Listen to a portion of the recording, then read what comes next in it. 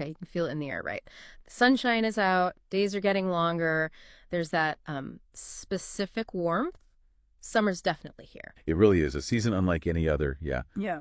And the sources you've shared for this deep dive, they really highlight how language itself kind of adapts to capture that unique feeling.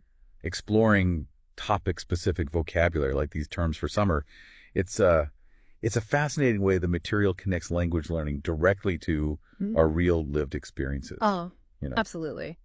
So our mission here in this deep dive, it isn't just to list words off. It's more about unpacking the key summer words and, well, especially those useful phrases from the source. Right. To understand how they let us describe and connect with this season on a deeper level. We want to move beyond the basics, really see the language that captures the essence of summer. Okay, let's dive in then. The source material, it starts by grounding us with some very common summer words. Yeah, the obvious ones first. You're thinking sunshine, heat wave, ice cream, beach, sunglasses.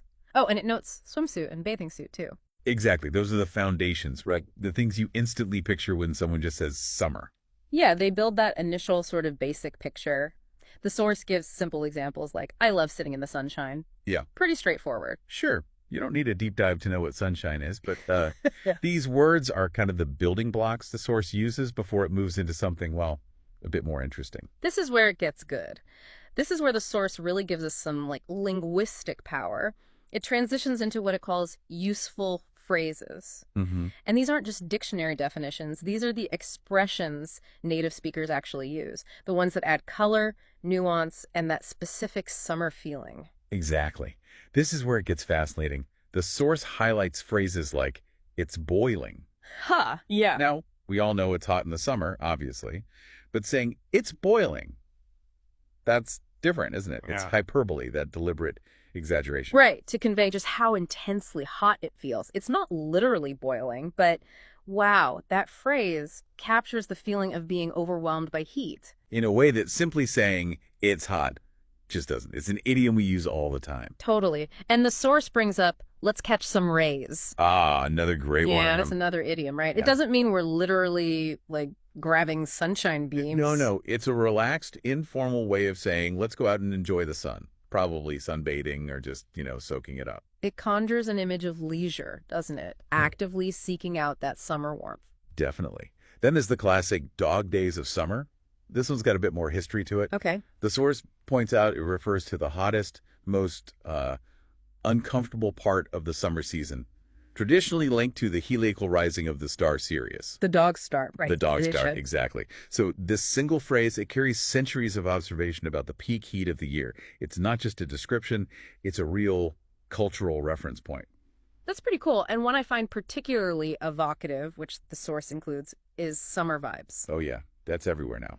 It is, and it's interesting because it isn't describing a single action or temperature like the others. Summer vibes captures a whole general feeling, relaxation, fun, freedom, warmth. That whole mood. Right. Often associated with sunshine and longer days. It's about the overall mood and atmosphere of the season, and this phrase is like a linguistic shortcut to communicate that entire emotional landscape. It's about the connotation, as much as the denotation. Right. And the source really emphasizes why these phrases matter. Using expressions like these, well, it helps you sound much more natural when you're talking about summer. It lets you capture the feeling of the season, not just list its components.